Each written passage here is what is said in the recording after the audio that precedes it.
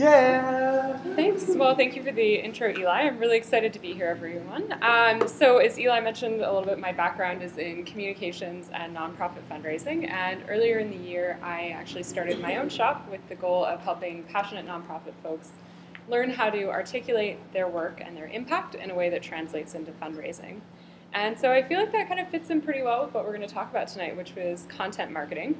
And really tonight's grand question, which is, what is content marketing and how can nonprofits leverage it? Can you guys see okay? Or am I awesome. So this question is kind of what my presentation is all centered around tonight. And I hope that at the end you'll have a really clear sense of what content marketing is, how it can enhance both your marketing, communications, and fundraising, and also ways that you can easily implement it in the next week or two.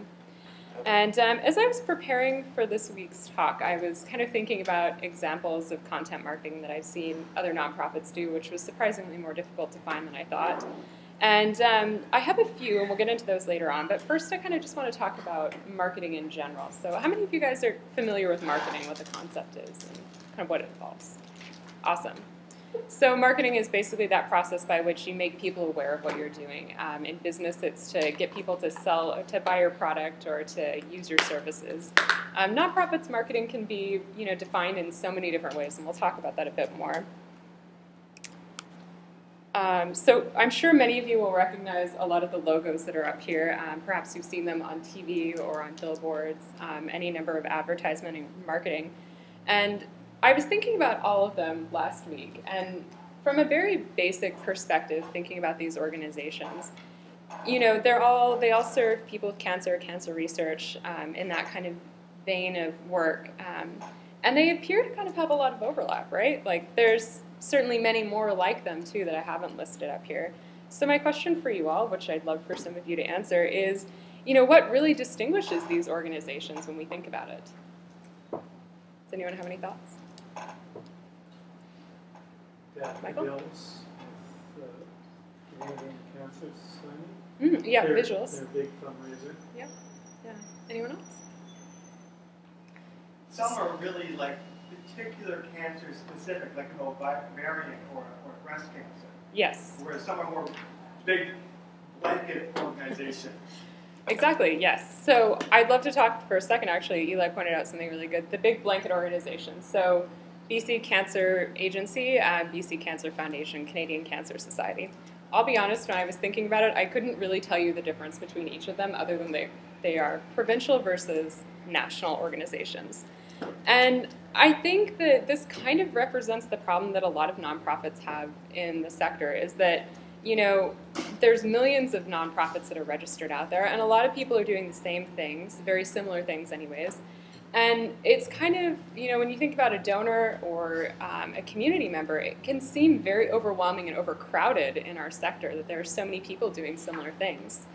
And, from their perspective, for instance, like BC Cancer Foundation and BC Cancer Agency, they might think those are the same organizations or the same thing, and when they're talking to somebody about it, they may not really be able to differentiate that brand and that organization. And so I think this is kind of where nonprofits are really missing the mark, is that, when it comes to community awareness and communications and ultimately fundraising, we don't really do the greatest job articulating what makes us unique, which is oftentimes our impact in the community. And, that's what's exciting to me about a tool like content marketing, is that it's a really great opportunity for nonprofits to showcase the work they're doing in a really engaging, fun, and fairly straightforward way so that people can start to learn more about your organization at a deeper level. So I first kind of encountered content marketing, I think probably about a year or two ago, and it was in a formal sense, like the first time I'd heard the word and kind of what it was about. And the funny thing was that I actually figured out later on that it had been something I'd been doing for years. I just never really thought about it in those terms. And I think that'll probably be the same case for a lot of you.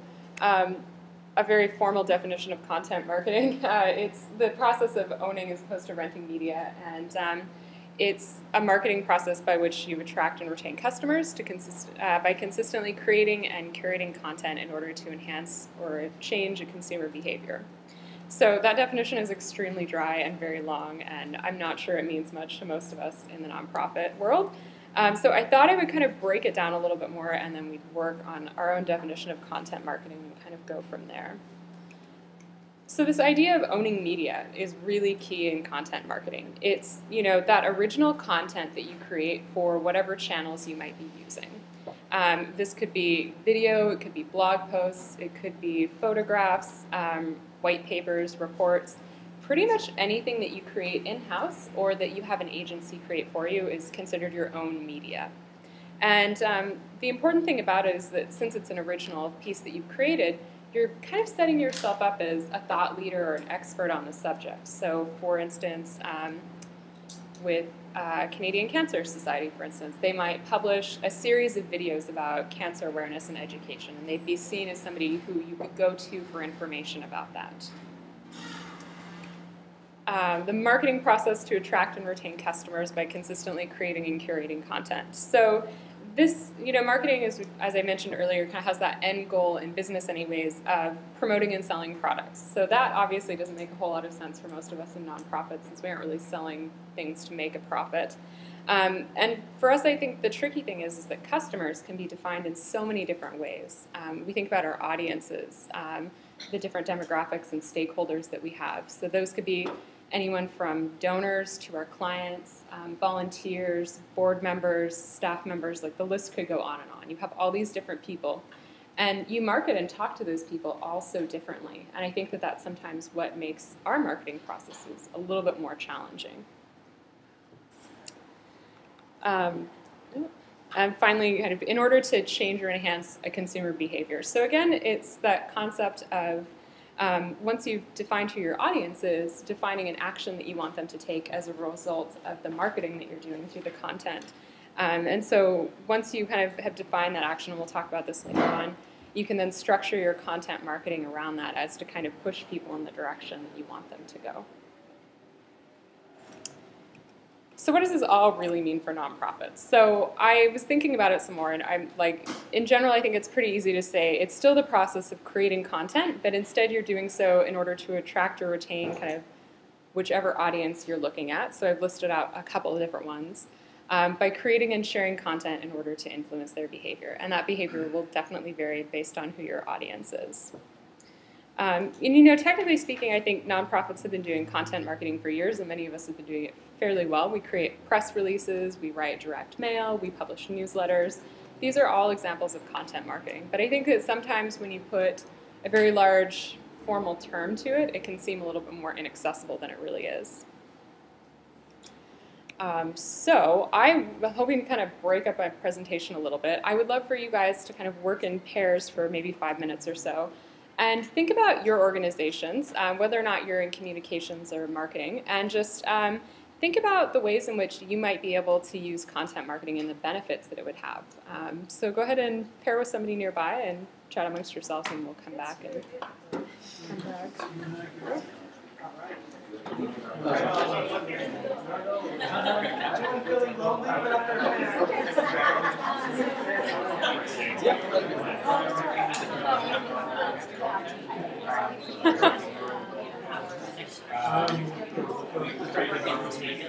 I know. I was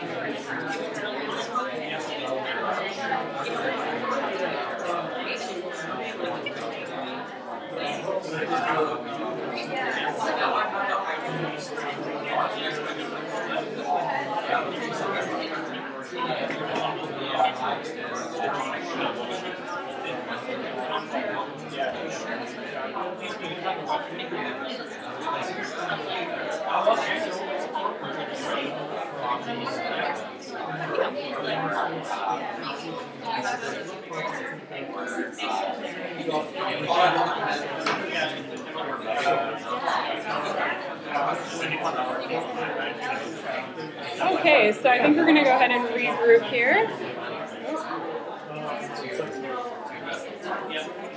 Right.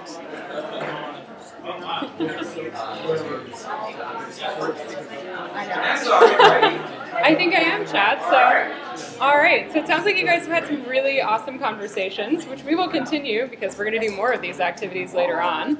And so I'm circulating and talking to a few people just about some of the ideas they have around content marketing. Chad, yours was really cool. Can you share some of the ideas that you had? Yeah, so what we're hoping to do at the nonprofit I work at, The Neil Squire Society. is for our next campaign, with a local fundraising company called Fundraiser, you can kind of have like a central campaign, so like this like the main organizational campaign in the story. You can create sub-campaigns off it. So Eli could tell his story about why he loves the Neil Squire Society, or you can tell your story, then you can send it to friends and family. But it's still, like the money still flows into the central campaign. So you can have like, here's our organization, like, you know, nice professional, but then you can have all these personal stories that kind of feed into it. along the way. So that's what we're starting to look at, is how do we kind of frame the story so they're consistent but still unique. So consistent message. Very cool. Does anyone else have an idea they want to share? I have not an idea that I can share, just an That's okay. idea. It's something that one of our clients is doing.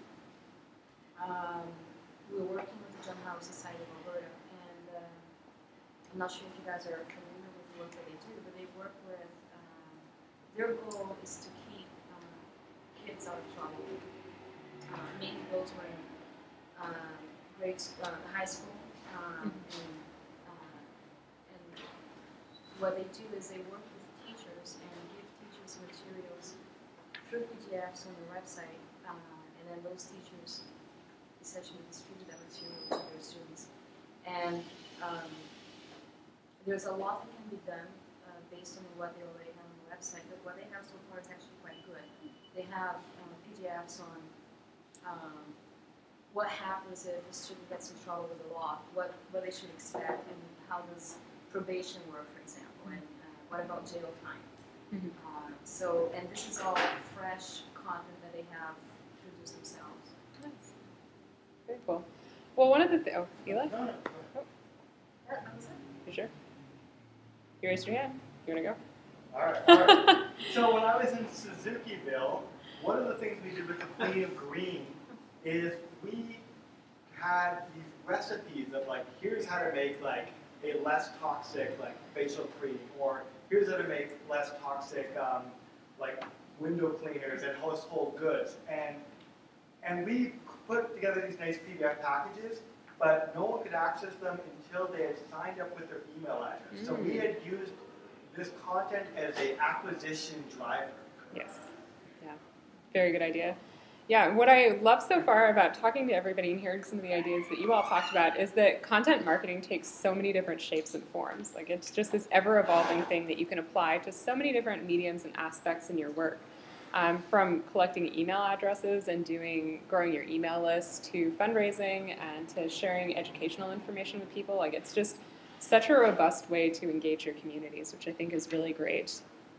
And to kind of continue on talking about the different ways in which content marketing kind of comes to life, I wanted to show you a campaign from 38 Degrees, which is a nonprofit in the UK. They're a very large advocacy group there. They have about 1 million members and a very large, very active email list. They do a lot of advocacy work around things like protecting the environment, human rights, things of that nature.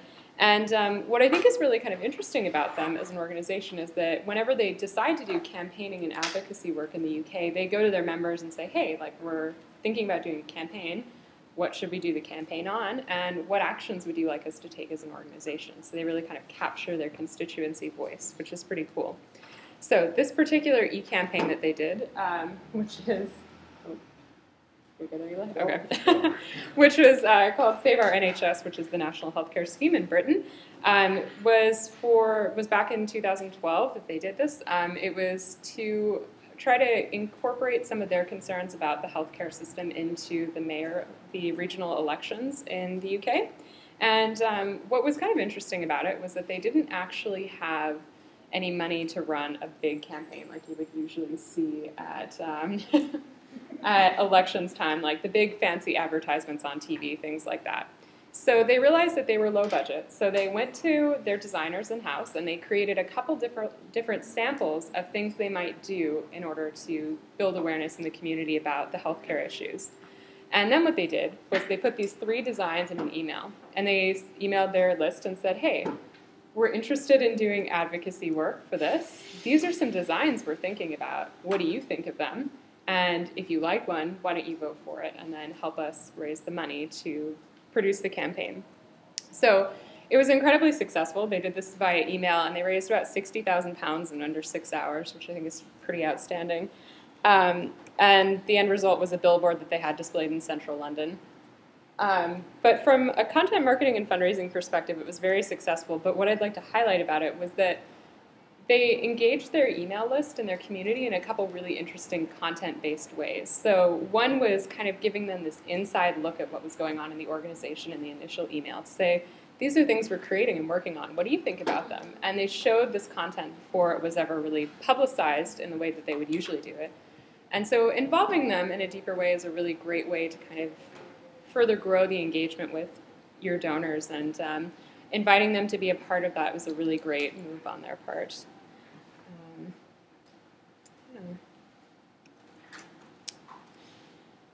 So I want to talk a little bit more about marketing as we kind of segue into content marketing strategy specifically. And you know, when it comes time to produce content, you oftentimes think about your audience, who they are, what they might want to hear, things like that, and then the strategy in which to get that information out to them. So when I think about marketing, there's kind of two different ways in which it frequently happens. There's this traditional marketing and more magnetic marketing. And I want to talk about both of them.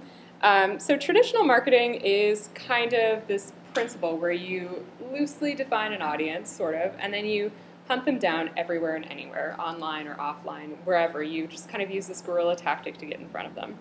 And oftentimes it can feel a little intrusive, sometimes, depending on the medium. And I think sometimes it's kind of like having a handful of darts and just throwing them at a bunch of targets at the wall and seeing what sticks.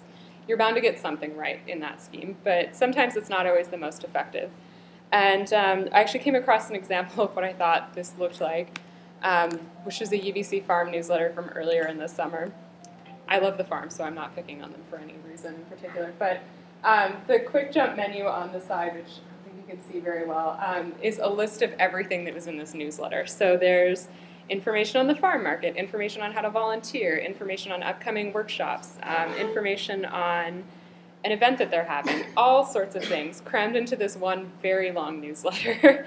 And I think what happens is sometimes is that when you try to jam all of your content into one communications piece, the water becomes very muddied and you don't really know what action you're supposed to take or how you're supposed to engage with this. Oftentimes, I think people kind of suffer from this information overload, and I'm sure some of you can relate to that. You get so many emails a day, you're reading so much, and you're constantly in this state of consuming information that when somebody sends you information in a large quantity like this, it feels like they're just turning on the tap and letting your mind flood. It's not very clear what you're supposed to do or how you're supposed to engage with them, and it can be a little bit of a deterrent.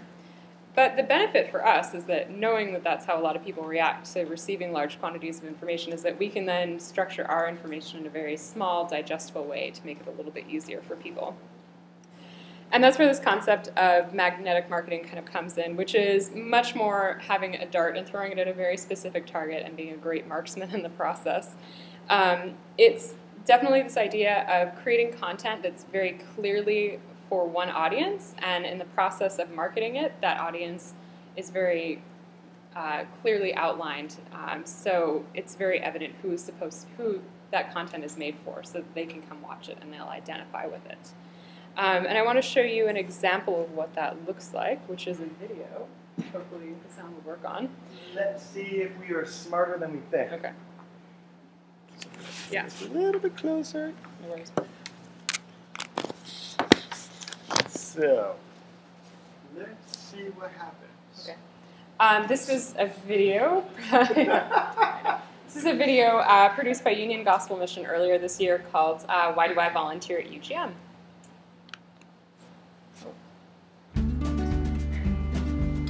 What's the sound?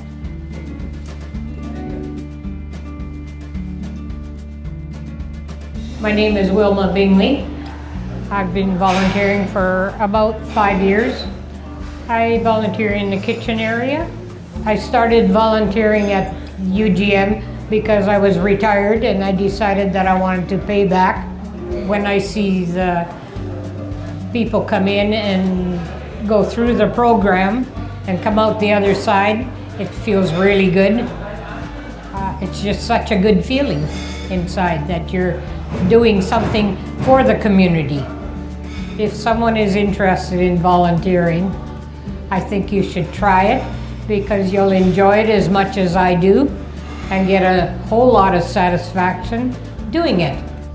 I had a friend whose dad worked at UGM and he brought me along, and that's when I was first exposed to UGM and what happens at the mission. So when I started teaching, I thought it'd be great to bring class of my students down here, so they would have the same experiences. They were on the front line doing the service, and they got to serve food to the guests. They also did the thrift store, where they got to sort items. We also got to play cribbage with a bunch of the guests, so that was a good experience just for them to get out there, because a lot of the times when we're talking about service and volunteering, I ask them, what are you guys good at? And oftentimes they come back and they're like, oh, I don't really know. But how do you know unless you actually go out there and you start volunteering, you try different things. And I think it's just great for them to get that chance to come and experience what it means to serve. What am I good at? And UGM was a great way for them to find and figure things out on their own. We're all called to use our gifts. We're all called to give of ourselves. And that is a basic Christian principle. Jesus said, love others better than you would love yourself. A lot of the times when I think about volunteering and I think about social injustice or the downtown east side, I get overwhelmed. It's like, what can I do? How can we solve all these problems? But I think back to a famous theologian. He said, don't let what you cannot do influence what you can do for that one person, that one life. You can show hope. It's good to be here. My name is Ron Barassa. I've been volunteering here at Union Gospel Mission for almost 6 years, mainly in the kitchen area and food preparation, and as a supervisor at the major dinners. My original reason for starting and working here is because it's in my makeup to give back, and as a retired fire captain in the fire department for 32 years, it just felt as an easy fit for me, and I'm loving it. Volunteering has given me a precious gift, knowingness within me with interactions of the clients that we see here. I can help them make positive choices in their lives, and I've seen it on several occasions, and it's pretty amazing to see that. I would say to somebody who's looking into volunteering like I did 6 years ago, you know within yourself you're here because you do have a heart and you're able to open up to other people and to give back. And there's not a better feeling in the world than to be able to possibly make a positive change in somebody's life. And there's not a feeling like it. I mean, I just love it, so it's easy.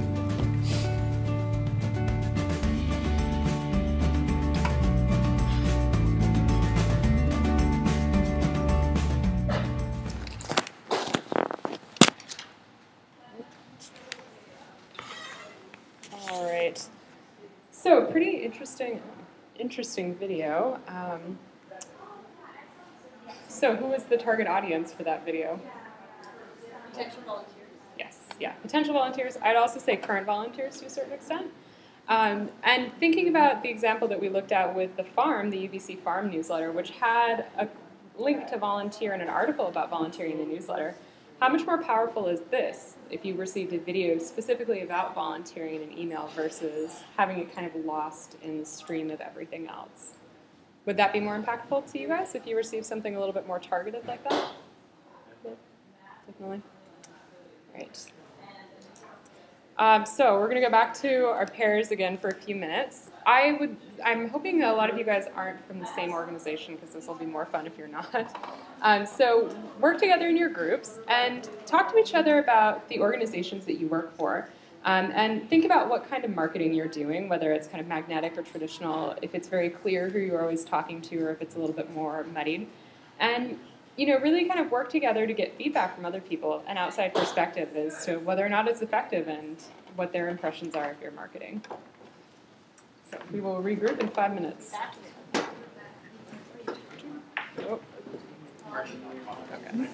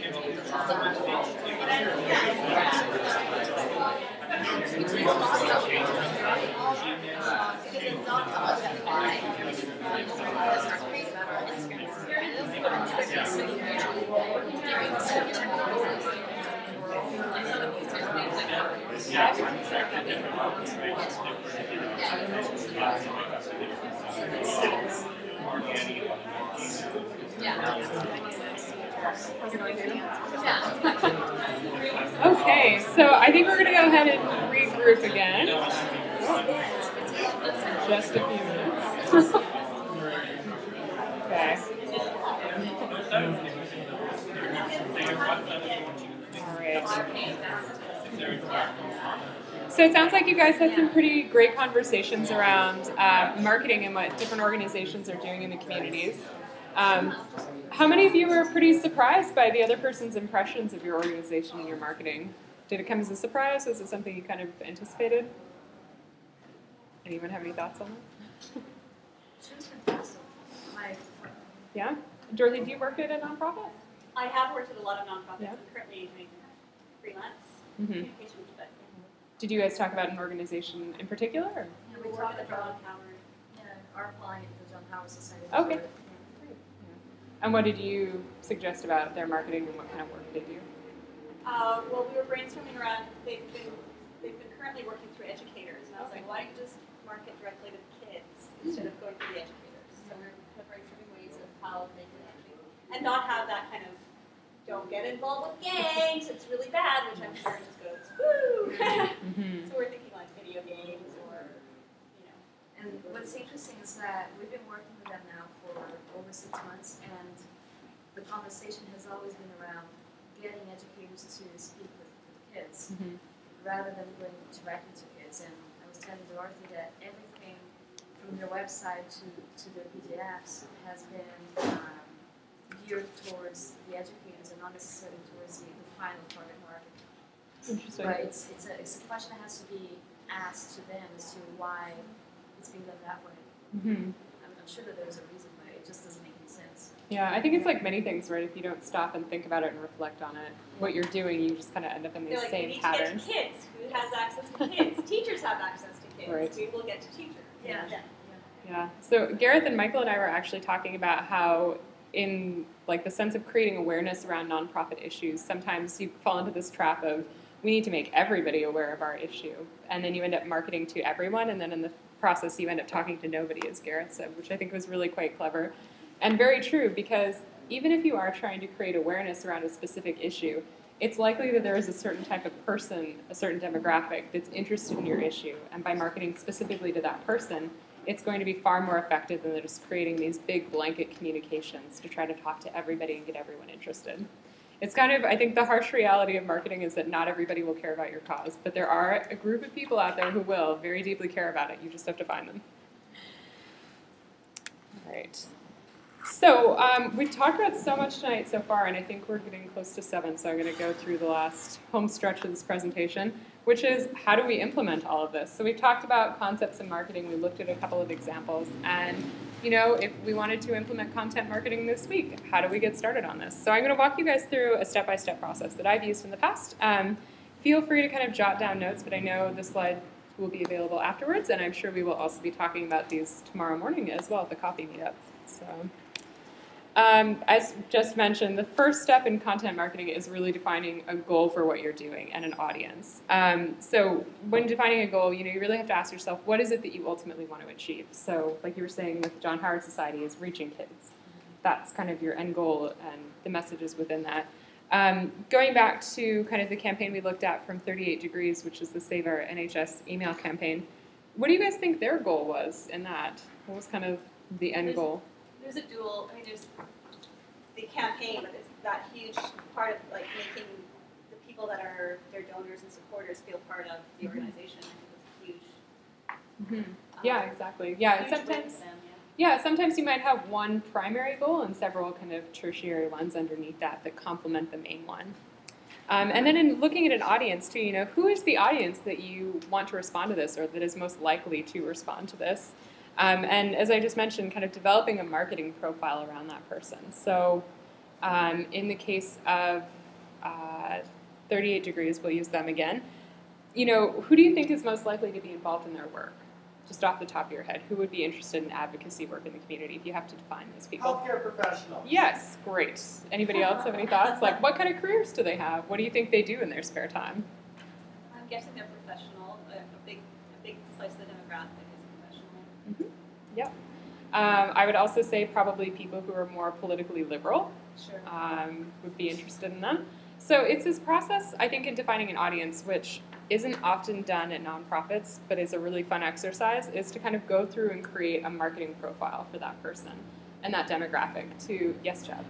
Yeah, Aaron Barefoot has spoken to us a couple times. Yes. His book, Starting a Noble Fire or Being a Noble Arsonist, I think. Noble Arsonist. Which is a free download, and he really drives that home to the point where, like, find a stock image and have like 4 or 5 profiles. Like, okay, this is a John story. We're right into like, the Johns of our campaign to really know like your 2 or 3 kind of core groups and then target things like that. Exactly. That's a really great resource. So yes, the more you can ask yourself questions about your audience, what their life is like, what they do in their spare time, what their careers likely are, you can kind of dive deep down into who they are as people and create really stellar marketing materials that they're going to respond to.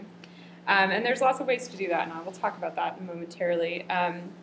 Once you kind of got those 2 pieces nailed down, the next part is kind of going into content creation, which can seem really daunting, but it's not as hard as you might think, because I think there are some fairly easy ways to figure out what kind of content to create for your audience.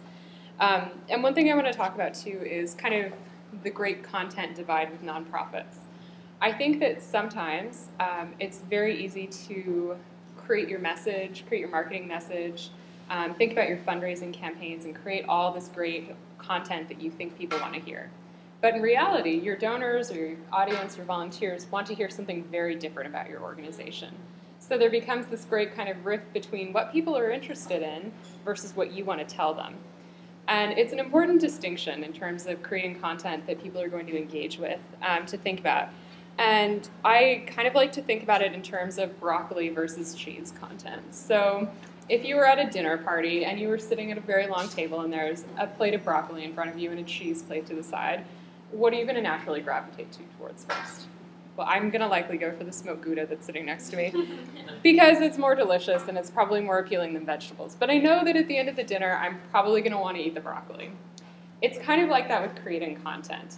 You want to create content that's initially super appealing to people so that they've hooked on your message, on the emotion that you're telling them. Whatever that kind of key thing might be that hooks them in, that's kind of the cheese of your content. And then once you kind of got them in, maybe it's one email, maybe it's two, maybe it's one story and it's buried in the third or fourth paragraph, feed them the information you want to tell them, then tell them your message. Tell them in a really creative way, but it's that concept of getting them hooked and connected first through giving them the cheese content versus the broccoli, which is what most nonprofits will give people first. So how do you figure out what it is your audience wants to hear? There's lots of different ways to figure that out. You can look at your keywords that are coming in through Google Analytics to your website. I also like to do just basic searches for words associated with a cause in Google to see what comes up in forums and on different blogs and websites, what people are talking about. Also surveys, which are a totally underutilized tool. It's a great opportunity to hear directly from your constituents about what they think about your cause, how they talk about it, what they're most interested in within the organization. I work with a couple of clients who do annual surveys, and it's by far the most valuable thing that they do all year in terms of collecting information from their donors. So once we've got kind of the content created and you've got your cheese content kind of in its place and the broccoli in its place, it's time to kind of think about putting that in front of your audience, which is the marketing component of content marketing. And there's so many different ways to do this in terms of the channels that you might use for distribution. It varies from organization to organization. You might be really active on Facebook, but not on Twitter. You might love to create videos. You might never send emails. It's really important to look at what you're doing and what's working for you, and also how your audience is most interacting with you. So for instance, if you have a really active constituency through email, but not at all in social media, maybe it's more worthwhile to focus on creating things that look great and are readable in email versus focusing on the social media side of it. So you can look at things like response rates, open rates, all sorts of things to kind of determine people's interaction with content to make good decisions about the channels that you'll use. And another strategy in terms of delivering the content is to take kind of a drip approach to it. So I talked about earlier with the UBC Farm newsletter, that kind of like turning on the faucet and just letting everything out at once. So you don't have to do that. You can space out your content over many weeks or many months. I think one of the best ways to do this is through email autoresponders. It's possibly my favorite tool ever. So if you have people, let's say, like Eli was saying, Suzuki had people opt into a newsletter form first in order to get the content that they wanted. So let's say you gave them, what was an example you said that they would receive? Fancy recipe cards. Fancy recipe cards. Okay. So let's say they immediately get their fancy recipe cards to donate, or to download. And then you add them to a list that automatically they get maybe an email once every 2 or 3 weeks after that from you automatically through autoresponders. So maybe the next email they get is asking a little bit more about what they thought about the recipe cards, or maybe directing them to a blog post and engaging them a little bit further. So you kind of create this continuum or relationship with the content over a period of time. So it's not like you send them an email saying, hey, thanks for signing up, here's all this other information you can look at, and here's the recipe cards as well. You divide it up over time, which can be really effective. And in the long run, when you start to create that relationship with somebody leading up to asking them for involvement, like making a donation or volunteering, that can be a really effective relationship building tool. And so finally, kind of looking at measuring results and refining what you're doing over time, which I think is really key. There's so many ways to do this through social media and websites and emails, things like that, to look at the results you're getting with your content interaction. And I usually recommend, it's great to look at things on a campaign by campaign basis, but even looking them kind of quarterly as well too is really great to kind of get a big picture as to what's happening. So I wanted to show you guys one more video before I kind of have some final wrap-up thoughts on this. This is a video from the Anaheim Ballet. It was part of a content marketing campaign they did last year, which was actually so successful YouTube did a case study on it, which is very cool. Highly recommend watching that too. It's the rationale kind of behind they wanted to kind of take ballet out of the ivory tower that it's usually seen in and make it really accessible to people. So they found that people didn't want to buy tickets because they thought it was expensive, or they had to dress up really fancy, or all these other impediments to getting people to come down and watch their shows. So they thought that they would just create these free videos on YouTube to showcase some of their dance work and get people to engage with ballet anytime, anywhere, and kind of break down all that. So, oh, that's not what I wanted to do. There we go.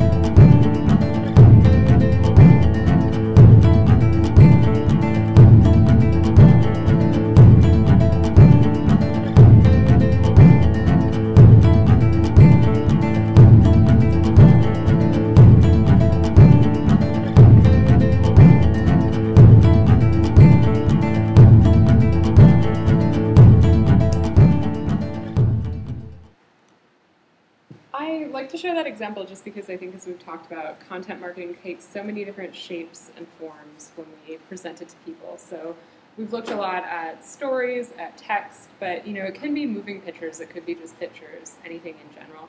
And considering that the Anaheim Ballet's target audience was really people who were likely watching videos, maybe a younger demographic, not as into ballet, this is a really easy format for them to create something in that's shareable and very easily consumable for somebody just randomly paging through YouTube one afternoon. So, all right, so before we kind of wrap up, I thought I would just share a few final tips, tricks, and tools on content marketing.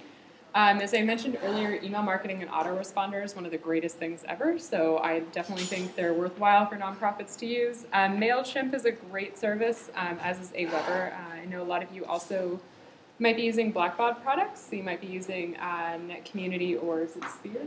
Is Sphere the other one? It is. Sphere is the other one. Do they have autoresponders? I didn't actually know that. I'm sure they have something in there. Don't worry, they also own Convia. They own it all. I know they do. Anyways, so they may or may not have autoresponders. These other ones do, though, so don't despair. Hootsuite, as Eli mentioned earlier, a great social media tool if you're doing a campaign for a specific piece of content that you've created. It's a great opportunity to schedule your things out and not have to think about it too much, or at least manage all your channels from one location. Tint.com, which is a site I recently discovered and quite like. It's similar to Google Analytics in terms of what it'll let you see, but it also gives you reports on what people are copying and pasting from your website. So if you have blog posts, this is a really great opportunity to see what people are interested in and likely sending to friends via email or other things too. So it gives you another way to gauge what people are interested in on your site. It also reports on keywords and things like that too. And finally, and I think maybe the most important, is an editorial calendar. So organization, I think, with content marketing is always key because it allows you to kind of get your ducks in a row and not get too confused over what's happening. So the more you can plan out things through a calendar, the better off you'll be in the long run. So I think that just about wraps up what I have. So should we open the floor for questions? So,